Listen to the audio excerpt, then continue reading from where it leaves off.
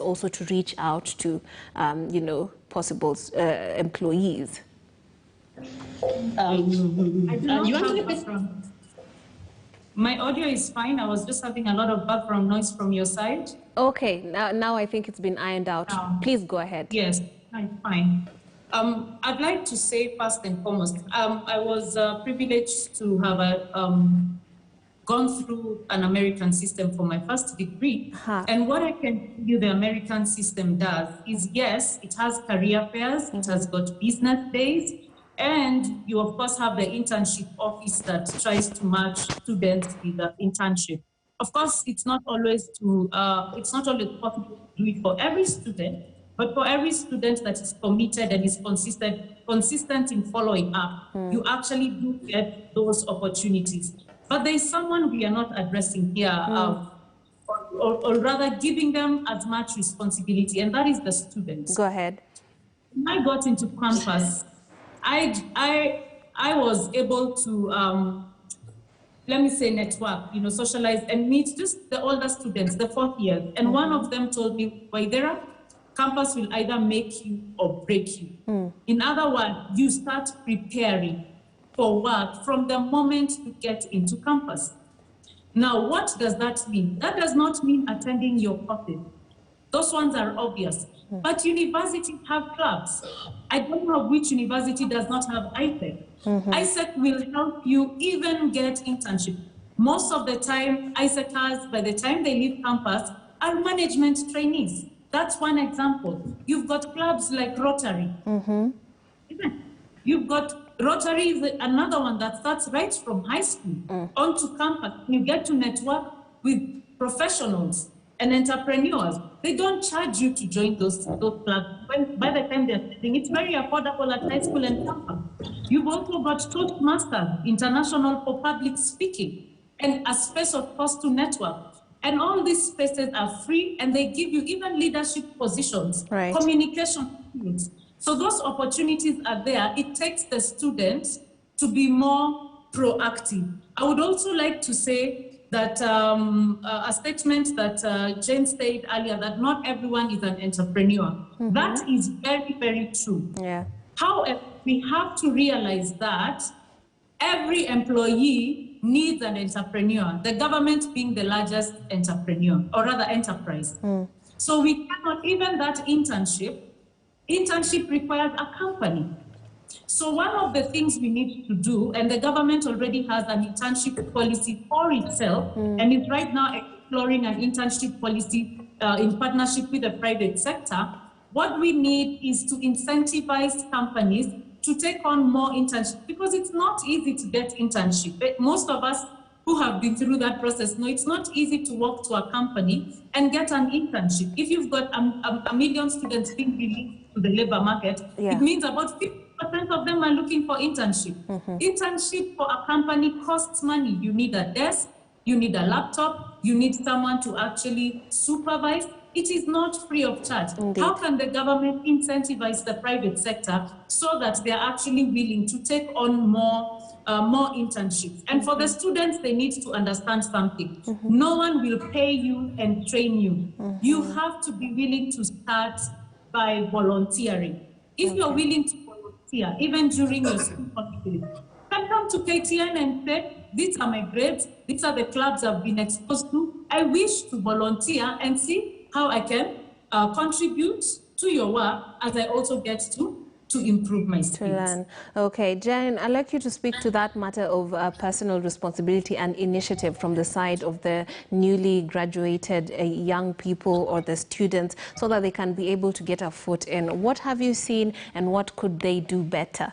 Or perhaps some tips and tricks that you as a recruiter has noticed, but many are blind to.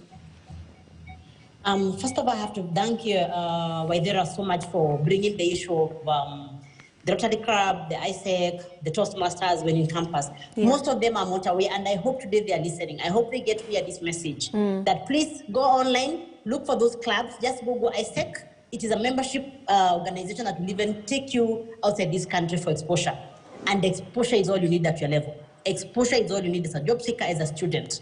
Because the things you learn out there, are some of the things that now we learn, you come and bring to the office.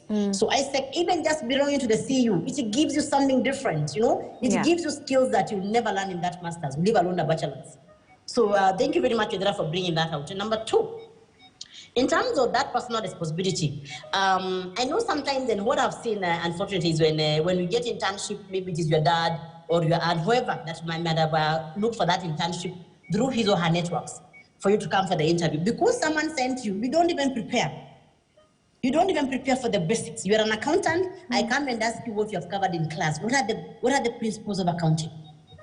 You won't know a thing. And it's competition, like what Repetitor has said. We want also to have an intern that maybe in the future we can actually employ. So we are not just looking at, we know that person that was sent you, but we want to actually show that you actually have the intention of coming to learn.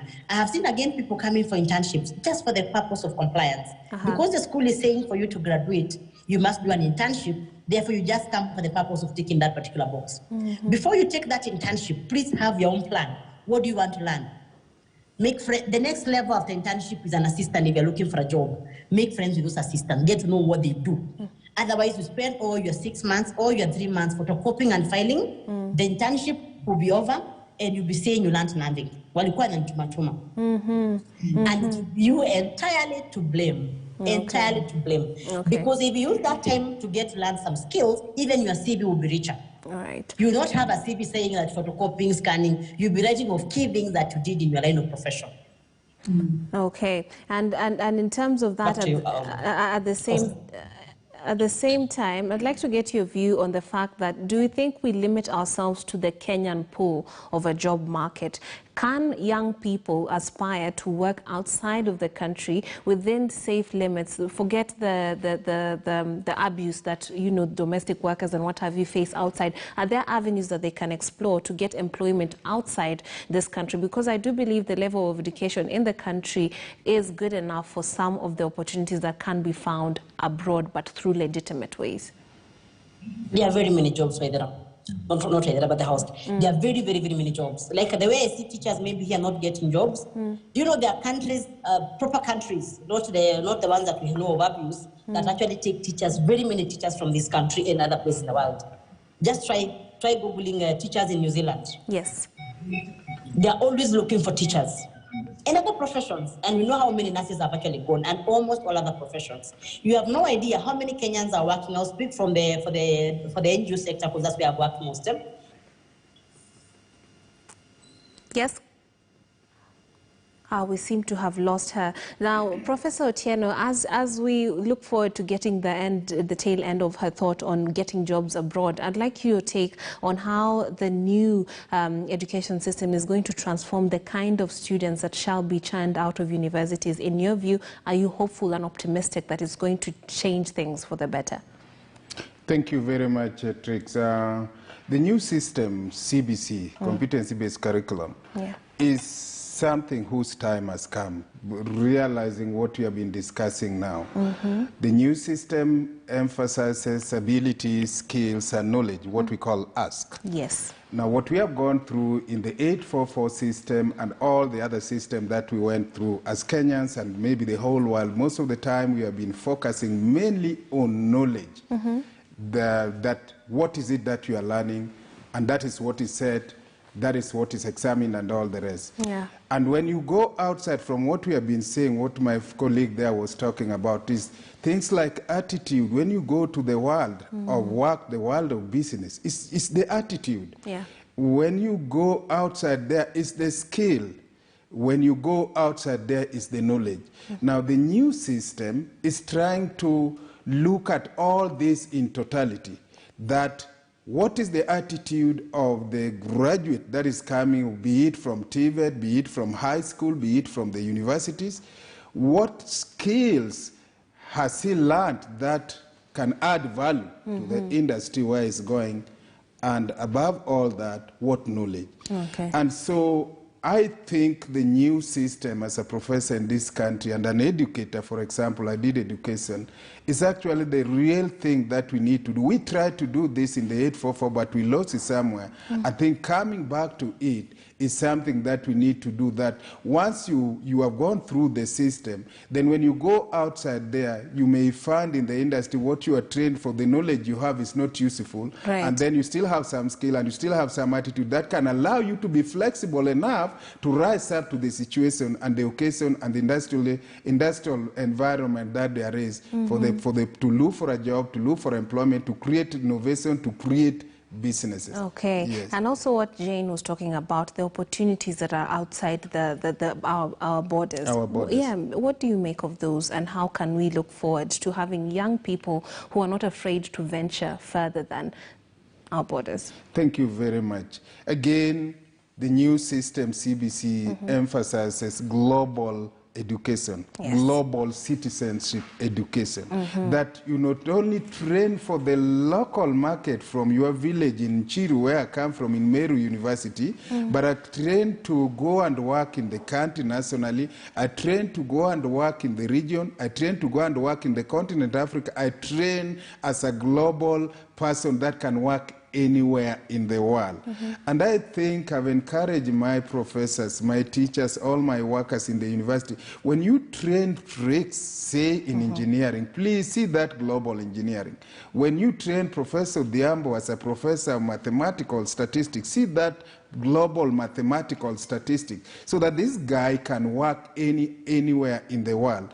I've seen this for my student in JKU, where I was for 26 years.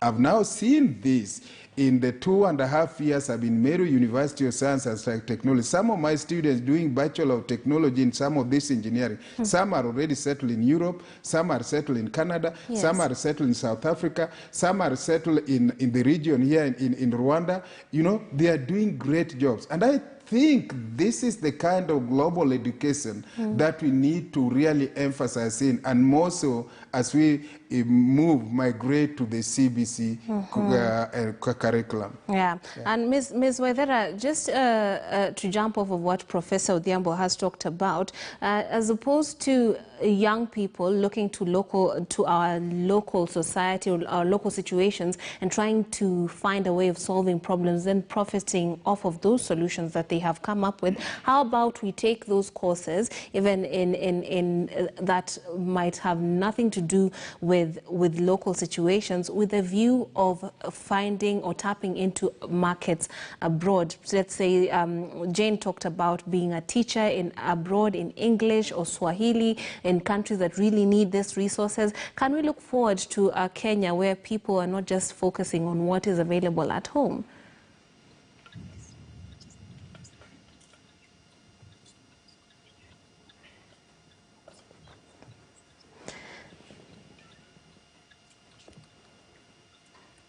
Okay, let's take a short break. We seem to be having a problem with our Zoom guests. When we come back, we shall be digging deeper still on how we can make the most of